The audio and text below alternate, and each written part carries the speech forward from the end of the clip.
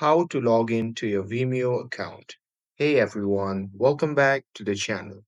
In today's video, I'm going to show you how you can log in to your Vimeo account using a desktop browser. So now without further ado, let's get started. So first thing first, open any web browser and click on the search bar. And here, simply search for Vimeo and on the search result, simply click on the first link.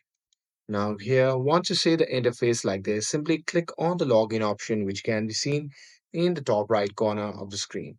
And once you click on it, a pop-up menu will appear. Now here you will see multiple login options.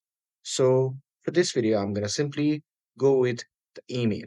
So here just enter your email and here once you are done entering your email, you can simply enter the password. And here, once you have entered the password, you can just click on login with email, and that's it. That's how you can log in to your Vimeo account.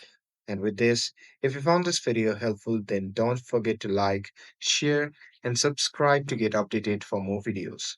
Thanks for watching, and I'll see you in the next video.